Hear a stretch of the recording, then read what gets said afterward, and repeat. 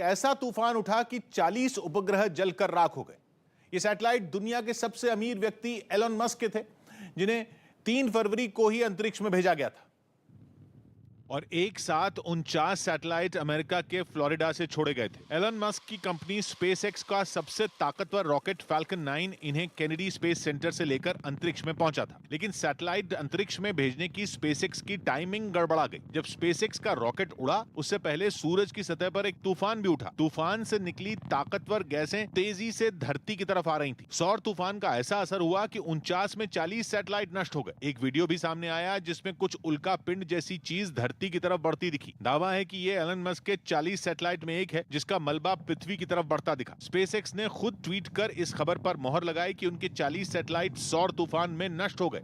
लेकिन साथ ही यह भी साफ किया कि नष्ट हुए सैटेलाइट का मलबा किसी तरह का खतरा नहीं बनेगा। एलन मस्क की कंपनी स्पेसएक्स के लिए ये 49 सैटेलाइट एक बहुत बड़ी योजना का हिस्सा थे, जिस पर 2019 से काम किया जा रहा है। अभी तक 2000 से ज्यादा स्टारलिंक सैटेलाइट अंतरिक्ष में भेजे जा चुके हैं, जबकि योजना यह है कि इसी तरह के 42,000 सैटेलाइट अंतरिक्ष में भेजे जाएं, जो पृथ्वी के चारों तरफ एक जाल सा बना लें और चक्कर लगाते रहें। उनके जरिए धरती पर हाई स्पीड इंटरनेट का इस्तेमाल किया जा सकेगा। अगर ऐसा हुआ तो यह तकनीक और विज्ञान का एक बड़ा अजूबा साबित होगा, क्योंकि अभी तक इंटरनेट के लिए टावर लगाए जाते हैं, तारे बिछाई जाती हैं, बड़े बड़े नेटवर्क बनाए जाते हैं, तब इंटरनेट मिलता है, जिसकी रफ्तार वहीं पर तेज होती है जो मोबाइल टावर के पास हो या फिर फाइबर ऑप्टिक जैसे किसी तारों के जाल से जुड़ी हो।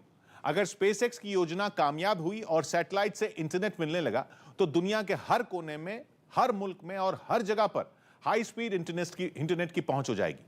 लेकिन 40 सैटेलाइट के नुकसान से यह प्लान कुछ वक्त के लिए लटक सकता है।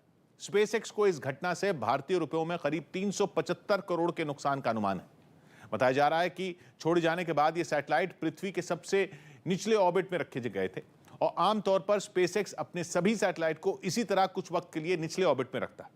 ऐसा इसलिए किया जाता है ताकि उनकी एक बार फिर टेस्टिंग की जा सके, और अगर कोई कमी हो तो उसे दुरुस्त किया जा सके। ये सैटेलाइट धरती से केवल 130 किलोमीटर ऊपर थे।